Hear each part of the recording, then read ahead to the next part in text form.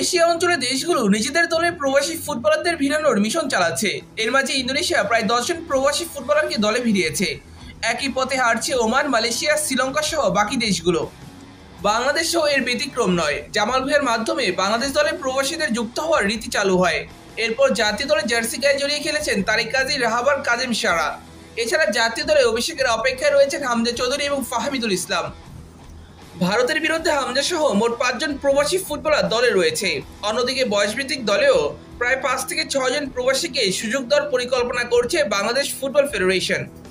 পৃথিবীর বিভিন্ন প্রান্তে ছড়িয়ে ছিটিয়ে থাকা প্রবাসীদের দলে যুক্ত করার মাধ্যমে দলকে শক্তিশালী করার যে চেষ্টা বাফুফে করছে, সেটা অবশ্যই প্রশংসার যোগ্য। তবে বাংলাদেশ দলে প্রবাসীদের যুক্ত করার বিরোধিতা করছে কয়েকজন সাবেক ফুটবলার। আজকের পত্রিকায় এ বিষয়ে কথা বলেছেন সাবেক ফুটবলাররা। ঢাকা মোহামেডানের হেড কোচ আলফাস আহমেদের মতে, হামজাকে বাইরে থেকে আনার প্রয়োজন ছিল না। তার থেকেও ভালো ফুটবলার আমাদের দেশেই তৈরি করা সম্ভব।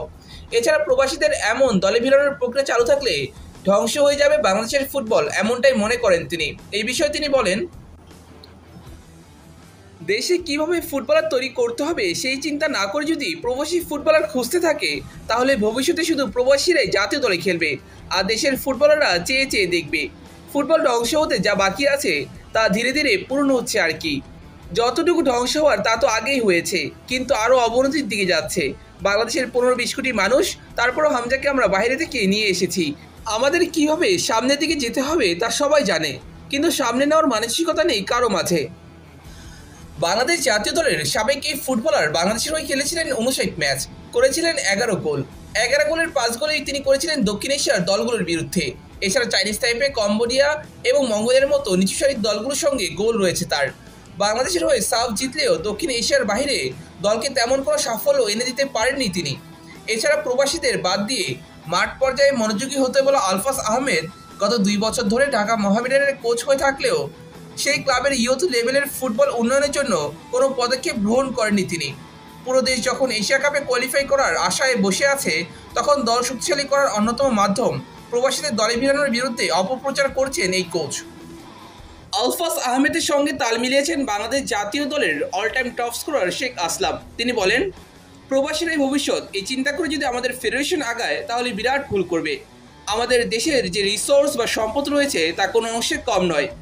যদি প্রাথমিক লিগ চালু করা যায় তাহলে খেলোয়াড়ের অভাব হবে না। খুলনায় লিগ না হলে আসলামের জন্ম হতো না। জার্মানির হামবুর্গ থেকেও আমাকে প্রস্তাব দেওয়া হয়েছিল, আর আজ বাইরের দেশ থেকে খেলোয়াড় আনতে হচ্ছে। এতে বোঝা যায় আমাদের ফুটবলের দৈন্য কতটুকু।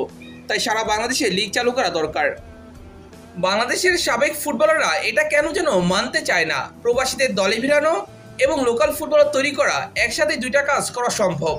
তাহলে প্রবাসীদের দলে নেওয়া দোষের কোথায়? তার থেকে বড় কথা, জাতীয় দলে সুযোগ পাওয়ার অধিকার সবার জন্য সমান। এবার সে হোক লোকাল অথবা প্রবাসী, যে ভালো পারফর্ম করবে সেই চান্স পাবে। এটাই তো স্বাভাবিক নিয়ম, কারণ তারা প্রত্যেকেই বাংলাদেশি, তাই তাদের মধ্যে বৈষম্য করার সুযোগ নেই।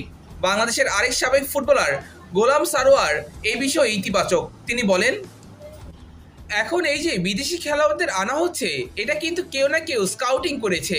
তাই তাদের এনে যদি আমাদের কাজে লাগে তাহলে অসুবিধা কি? আমাদের তো খেলোয়াড় তৈরি করার মতো জায়গা নেই। এখন যদি আমরা তৈরিকৃত খেলোয়াড় পাই বাইরে থেকে, সেটা আমাদের জন্যই ভালো। আমাদের ছেলেরাও ভয় থাকবে যে ভালো না খেললে বাইরে থেকে কেউ এসে জায়গা দখল করে নেবে। তাই এই ধরনের প্রতিযোগিতা খারাপ কিছু না। প্রবাসী ফুটবলারদের দলভুক্ত করার ব্যাপারে আপনার মতামত কি? অবশ্যই জানাবেন আমাদের কমেন্ট বক্সে। আজকের ভিডিও এই পর্যন্তই, দেখা হবে নতুন কোনো ভিডিওতে।